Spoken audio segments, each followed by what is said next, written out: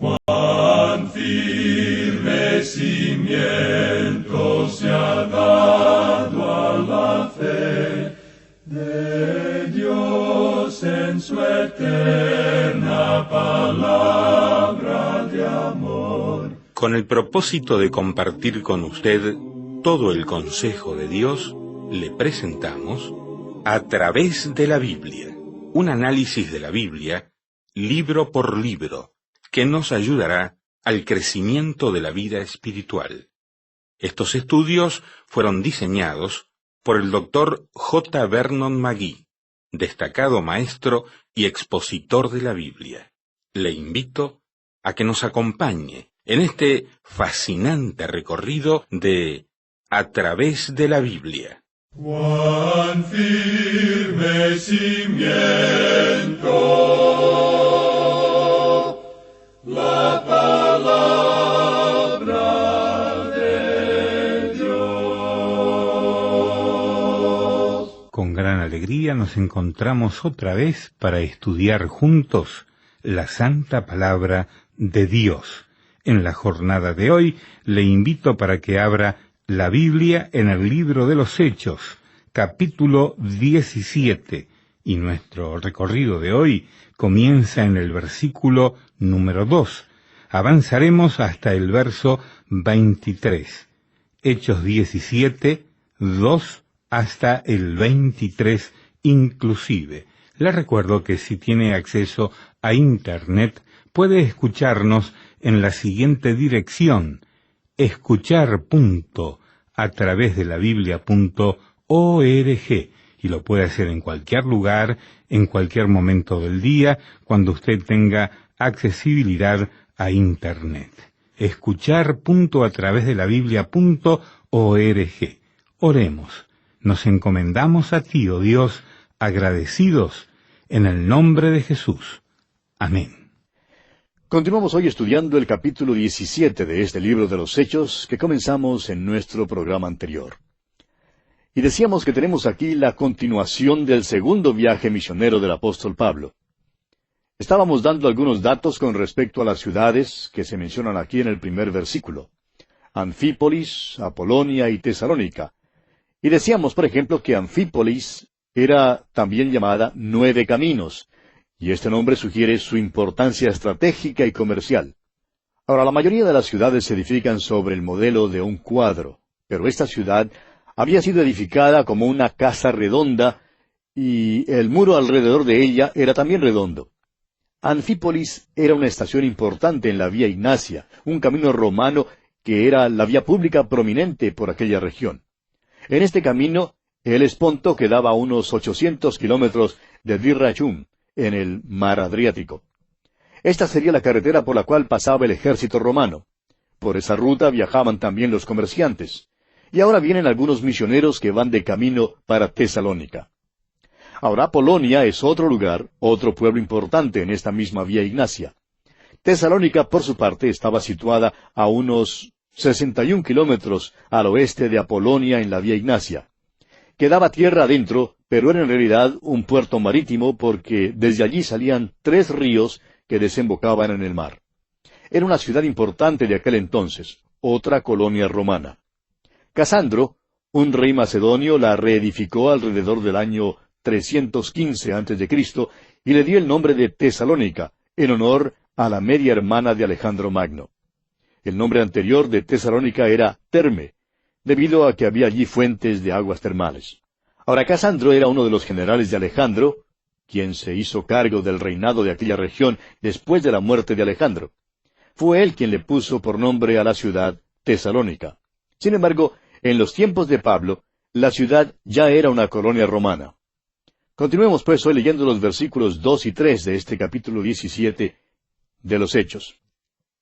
Y Pablo, como acostumbraba, fue a ellos, y por 3 días de reposo discutió con ellos, declarando y exponiendo por medio de las Escrituras que era necesario que el Cristo padeciese y resucitase de los muertos, y que Jesús, a quien yo os anuncio, decía él, es el Cristo. Pablo siguió aquí su costumbre usual de predicar en la sinagoga. Es importante notar cuán limitado fue su ministerio allí. Estuvo allí solamente 3 días de reposo, lo cual quiere decir que no podía haber estado allí por más de un mes. En aquel período de tiempo llevó a cabo toda su obra misionera. Muchos hombres y mujeres llegaron a Cristo y una iglesia local se organizó y Pablo les enseñó. Les enseñó todas las grandes doctrinas de las Escrituras, haciendo énfasis especial en la doctrina del arrebatamiento de la iglesia. Esto lo veremos al estudiar la primera epístola a los tesalonicenses, la primera epístola que Pablo escribió. Notaremos que el asunto del regreso de Cristo es el tema central en esa primera epístola de Pablo a los tesalonicenses. Por tanto, podemos ver que Pablo tenía un verdadero ministerio allí en su corta estadía de solamente un mes. Veamos ahora en qué consistía el mensaje que Pablo presentó en Tesalónica. Dice aquí que estaba declarando y exponiendo. Es decir, que declaraba y exponía las Escrituras. Ahora, ¿qué enseñan las Escrituras? Que era necesario que el Cristo padeciese.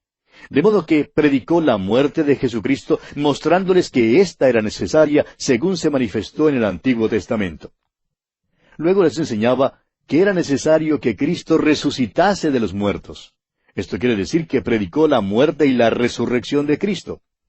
Amigo oyente, no encontrará usted ningún mensaje en este libro de los Hechos, predicado por Pedro o por Pablo, en el cual la resurrección no constituya su tema central. No encontrará usted un mensaje de estos dos hombres, de Pedro o de Pablo, sin que tengan como tema central la resurrección de Jesucristo. Hoy en día son demasiadas las veces en que la resurrección no forma parte, ni mucho menos es el corazón del mensaje. Hablamos mucho hoy en día acerca de la cruz, pero amigo oyente, hoy tenemos un Cristo viviente. Alguien lo ha expresado de la siguiente manera, escuche usted. Hay un hombre en la gloria, pero la iglesia lo ha perdido de vista.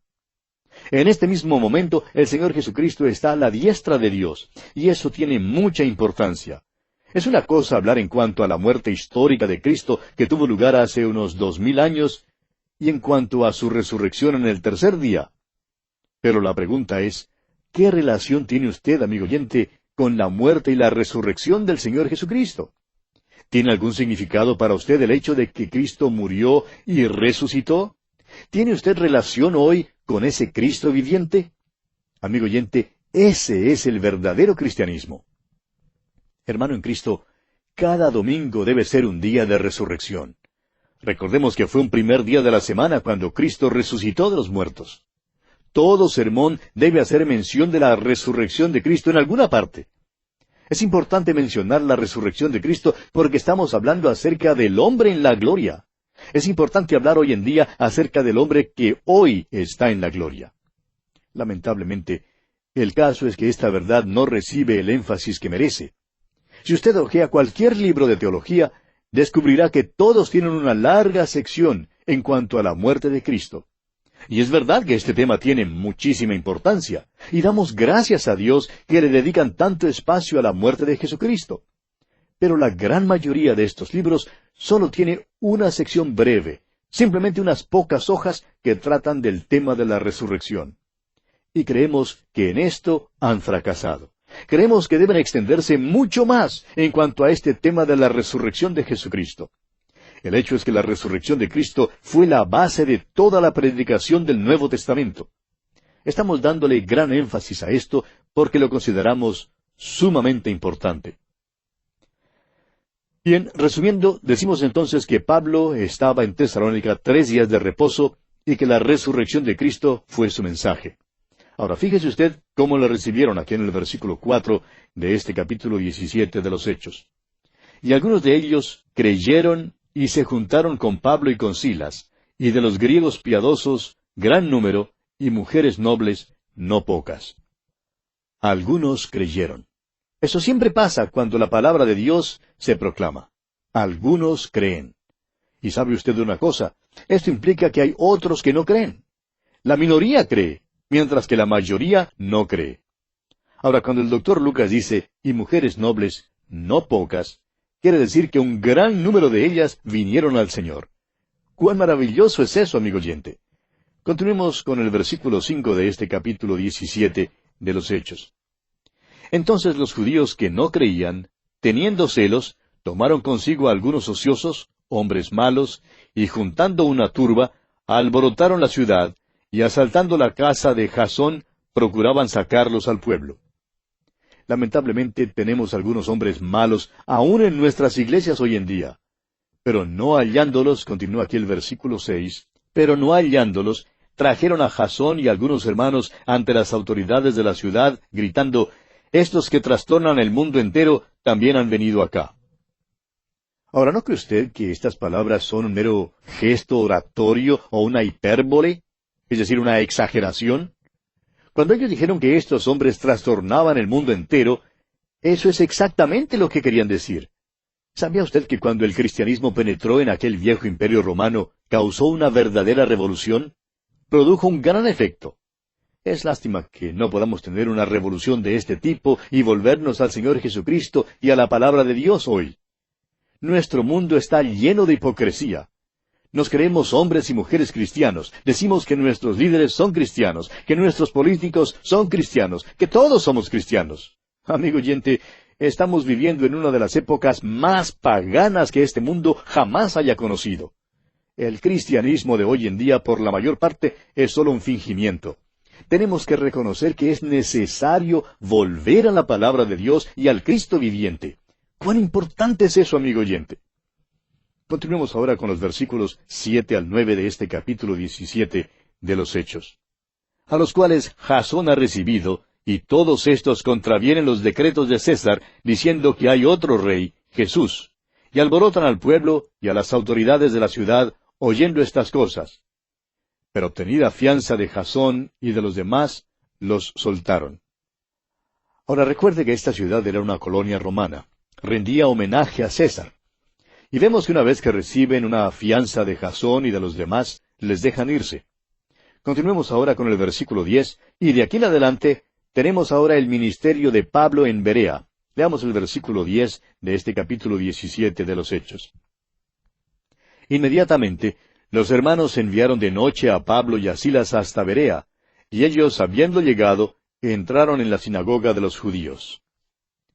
Uno creería que todo esto desanimaría a Pablo, o que por lo menos retardaría sus pasos. Sin embargo, vemos que este no fue el caso, sino que decide proseguir su viaje, y viaja hasta Berea, un pueblo cercano a la costa. Ahora el versículo 11 dice, «Y estos eran más nobles que los que estaban en Tesalónica, pues recibieron la palabra con toda solicitud, escudriñando cada día las Escrituras para ver si estas cosas eran así». Esta gente era razonable. Escudriñaban las Escrituras cada día, y creemos que allí también se fundó una iglesia. Sin embargo, no oímos hablar tanto en cuanto a esa iglesia. Es interesante que las iglesias más poderosas fueron las que se levantaron en los lugares donde la persecución era más grande. Una de las dificultades que enfrentamos hoy en día, amigo oyente, es que la iglesia, por lo general, no es perseguida. El resultado es que la iglesia simplemente se da por sentada. El cristiano ordinario también se da por sentado. Pero no fue así en el primer siglo. Continuemos ahora con el versículo 12. Así que creyeron muchos de ellos, y mujeres griegas de distinción, y no pocos hombres. Aquí una vez más, el doctor Lucas hace uso del diminutivo. ¿Por qué no dice que creyeron muchos hombres y mujeres de distinción? Bueno, de cualquier manera nos gusta su manera de expresarse. Dice, y no pocos hombres. Quiere decir que muchos creyeron. Ahora los versículos 13 y 14 dicen, Cuando los judíos de Tesalónica supieron que también en Berea era anunciada la palabra de Dios por Pablo, fueron allá y también alborotaron a las multitudes. Pero inmediatamente los hermanos enviaron a Pablo que fuese hacia el mar, y Silas y Timoteo se quedaron allí. Pablo, pues, prosigue su viaje y ahora viaja sin compañía. Leamos ahora el versículo 15 de este capítulo 17 de los Hechos. Y tenemos ahora el ministerio de Pablo en Atenas. El versículo 15 dice, Y los que se habían encargado de conducir a Pablo le llevaron a Atenas. Y habiendo recibido orden para Silas y Timoteo, de que viniesen a él lo más pronto que pudiesen, salieron. Pablo ahora ha viajado a Atenas. Esperará allí a Silas y a Timoteo. Quiere que ellos visiten a los hermanos en Tesalónica para ver cómo están progresando. Luego deben ir a Berea para ver cómo marcha la obra allí, y desde allí proseguir para reunirse con él en Atenas. Y el versículo 16 dice, Mientras Pablo los esperaba en Atenas, su espíritu se enardecía viendo la ciudad entregada a la idolatría. Atenas era el centro de la cultura del mundo. El hecho es que cuando uno piensa en Atenas, uno piensa en la cultura. Sin embargo, Atenas era una ciudad entregada a la idolatría. Y el versículo 17 de este capítulo 17 de los Hechos continúa diciendo, así que discutía en la sinagoga con los judíos y piadosos, y en la plaza cada día con los que concurrían. Ahora este mercado queda al pie de la Acrópolis. Y podemos imaginarnos a Pablo caminando por allí.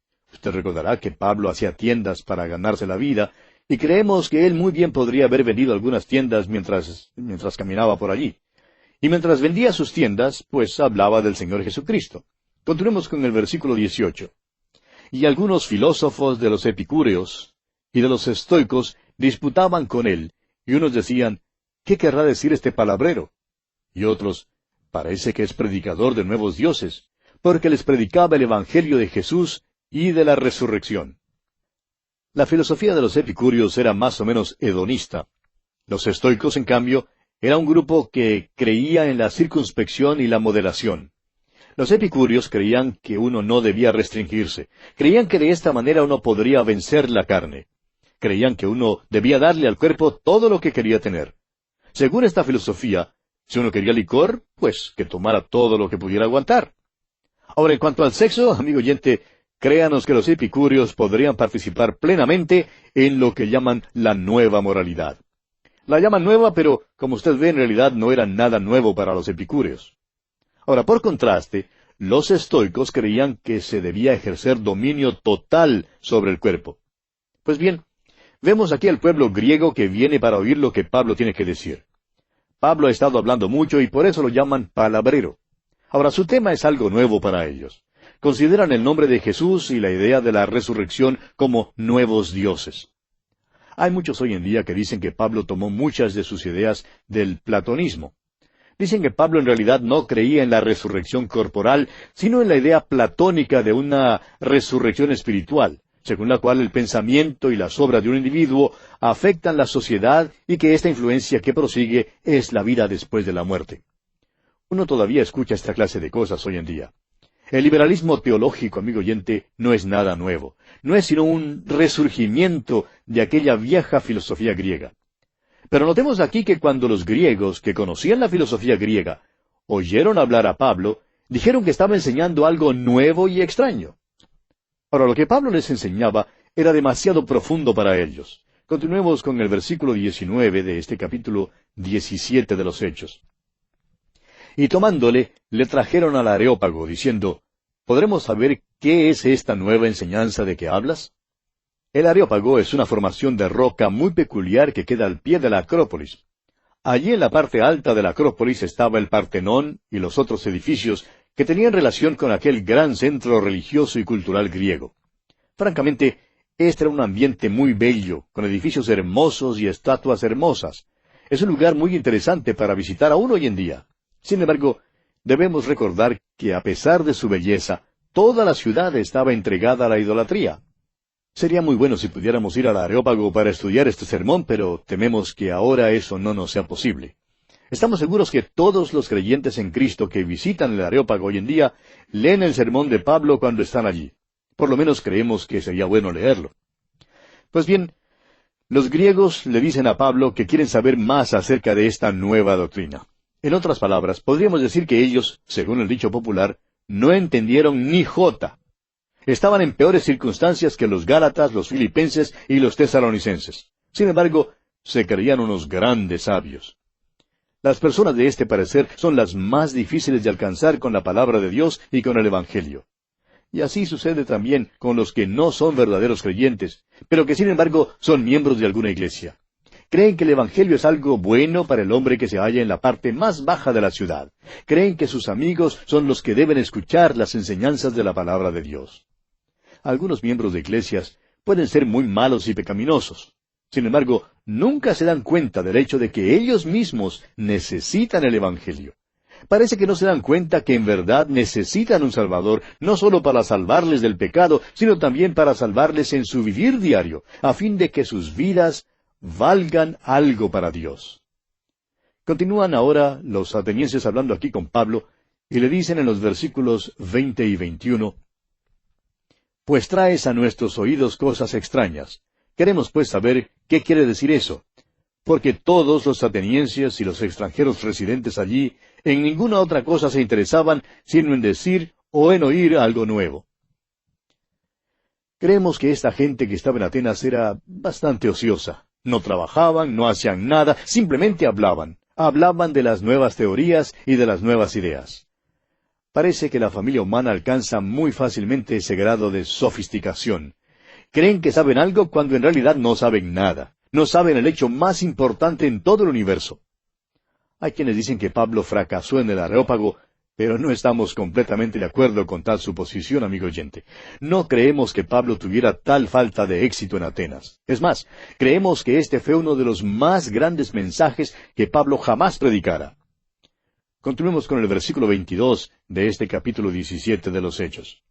Entonces Pablo, puesto en pie en medio del Areópago, dijo, «Varones atenienses, en todo observo que sois muy religiosos». Notemos que Pablo empieza su mensaje de una manera muy formal. «Varones atenienses», les dice. Esta es una forma formal de hablar. Luego dice que percibe que son muy religiosos. Los atenienses en verdad eran muy religiosos. Atenas estaba llena de ídolos. No tenía fin el panteón de los dioses que los atenienses y los griegos tenían. Había dioses pequeños, dioses grandes, pocos dioses y muchos dioses. Tenían un dios casi para todo. Eso es lo que Pablo estaba diciendo. Eran muy religiosos. A veces oímos preguntar a muchas personas hoy en día en cuanto a la necesidad de enviar misioneros al mundo. Dicen que la gente ya tiene su propia religión. ¿Por qué es necesario enviar misioneros? Ahora, ¿cuál piensa usted, amigo oyente, que sería la respuesta del apóstol Pablo en cuanto a esto? ¿Por qué fue él a predicar allá en Atenas? Fue porque esta gente tenía ya su religión. Este precisamente era su problema. Eran muy religiosos. Un predicador dijo hace muchos años, «Cuando yo vine a Cristo, perdí mi religión». Y hay muchos en nuestras iglesias hoy en día que necesitan perder su religión para que puedan encontrar a Cristo. Ese es el gran problema que enfrentan. Algunos creen que los hombres son demasiado malos para ser salvos. Pero este no es el verdadero problema. El problema es que se creen demasiado buenos. Se creen religiosos, se creen dignos, se creen buenos. Amigo oyente, tenemos que predicar el Evangelio porque los hombres están perdidos sin Cristo. Y es por eso que Pablo fue a Atenas. Necesitaban escuchar el mensaje del Evangelio. Fíjese usted que en Atenas Pablo no fue a la sinagoga. Empieza su discurso maestro dirigiéndose a los varones atenienses. Y después que hace esta observación de que son muy religiosos, sigue diciendo aquí en el versículo 23 de este capítulo 17 de los Hechos, «Porque pasando y mirando vuestros santuarios, hallé también un altar en el cual estaba esta inscripción, al Dios no conocido. Al que vosotros adoráis, pues, sin conocerle, es a quien yo os anuncio». Pablo les dice, «pasando y mirando vuestro santuario». Es decir, Pablo había visto los objetos de su adoración. Había notado sus altares, sus ídolos y sus templos. El hecho es que ese hermoso templo que llamaban el Partenón era un templo edificado a Atena, la diosa virgen de los atenienses. Había ídolos por todas partes. Y Pablo había notado esto. Y luego dice que entre todos los ídolos había encontrado un altar que tenía esta inscripción, al Dios no conocido. Ahora, eso pudiera significar varias cosas, pero entraremos en su consideración, Dios mediante, en nuestro próximo programa. Por hoy vamos a detenernos aquí. Al despedirnos, deseamos a usted las ricas bendiciones del Señor. Lamentablemente el tiempo se nos ha terminado. ¿Qué le ha parecido el programa? Nos gustaría saber cómo le ayudó. En pocos segundos más le daré la dirección para que nos escriba. Usted puede escuchar, a través de la Biblia, de lunes a viernes, en esta emisora y en este mismo horario. Será un grato placer poder enviarle las notas y bosquejos de este programa. Estos libritos, sin costo para usted, le ayudarán a seguir paso por paso los estudios en cada libro de la Biblia. Su apoyo a este programa es muy importante para que podamos continuar día tras día con estos estudios bíblicos por radio. Pedimos su apoyo en oración y con sus ofrendas y donaciones para que podamos continuar en esta emisora. Si necesita más información o sencillamente para que nos cuente acerca de los beneficios que recibe de este programa, escriba a la siguiente dirección: A través de la Biblia, apartado 2805, Miami, Florida, 33265, 2805, Estados Unidos. Repito, programa A través de la Biblia, apartado 2805, Miami, Florida, 33265, 2805, Estados Unidos. Por correo electrónico, escriba a atv@transmundial.org. Telefónicamente puede llamarnos ahora mismo gratuitamente al siguiente número: 1-800-880-5339. 1-800-880-5339. Amigo y amiga, nos tenemos que despedir ya mismo. Pido a Dios que le bendiga. Este programa es producido bajo los auspicios de Radio Transmundial. Todo lo pagó Cristo, quien por mí libremente derramó su sangre carmesí.